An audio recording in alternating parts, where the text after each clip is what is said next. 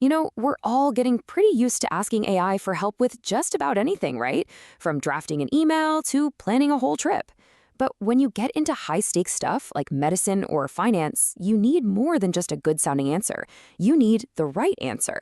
So that's the big question we're tackling today. Can we actually trust what an AI tells us? Let's get into it. And here's the real problem with these large language models or LLMs. They can be absolutely brilliant, but they can also just make things up. This is what people call hallucination, where the AI gives you this super detailed, confident response that is just completely wrong. And if you're talking about something critical like a medical diagnosis, a confidently wrong answer isn't just a small mistake. It could be really dangerous. So how in the world do you tell the difference?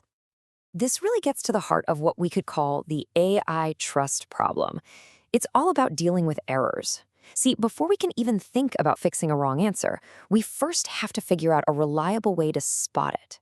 How do we build a system that knows when it might be wrong? And even better, how can we put a number on it? How can we actually measure the risk that any given answer is incorrect?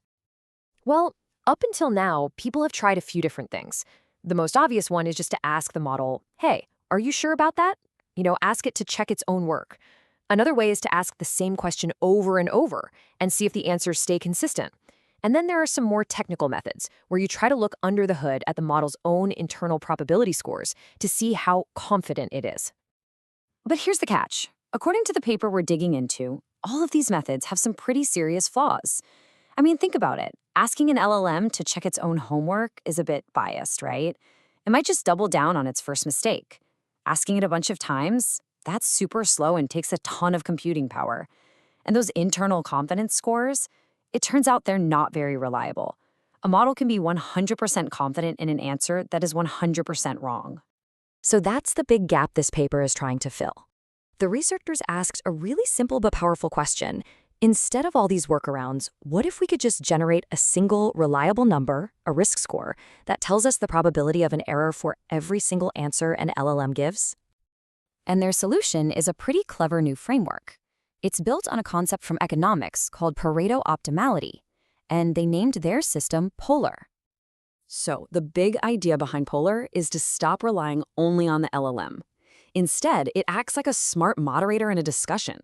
It takes the LLM's answer as one important voice, sure, but it also goes out and consults other external sources, like structured databases or rules written by human experts, to get a much more balanced, fact-checked view of things. Okay, so what is this Pareto thing all about? It sounds pretty academic, but the idea is actually super intuitive. Just use the restaurant analogy. You and a friend want to grab dinner. You want somewhere cheap, your friend wants somewhere delicious. A Pareto optimal choice is a restaurant where you found the perfect balance. You literally can't find a tastier option at that price, and you can't find a cheaper option that's just as tasty. It's the best possible compromise. Polar does the same thing, finding the perfect compromise between the LLM's answer and the external facts. So in the real world, the Polar framework is a two-step process. First, you train a separate, smaller moderator model. Its whole job is to learn how to find that perfect compromise we just talked about. Then once it's trained, you can give it any new answer from an LLM, and it spits out a single number, the Polar score. And that score is the estimated chance the LLM's answer is wrong. Simple as that. Okay, so that all sounds great in theory. But the real question is, does it actually work? To find out, the researchers put Polar through its paces on some really tough tasks, including pulling information out of complex biomedical research papers, a field where getting it right is absolutely critical. And this chart shows one of the key results. Now, the metric here is called expected calibration error, or ECE. All that means is, how good are you at predicting errors? And just like in golf, a lower score is better. As you can see, a more standard method had an ECE of about 0.145. But Polar? It came in at just 0.043. That's a huge improvement, suggesting its predictions are way more accurate. And here's where it gets really powerful. The authors found that when the Polar score was super high, it was almost a guarantee that the answer was wrong, like nearly a 100% error rate.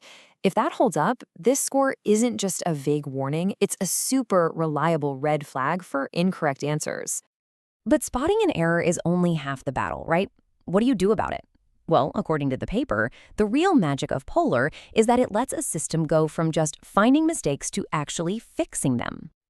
Yeah, you can think of a high POLR score as an alarm bell, and when that bell goes off, the system knows it's time to take action.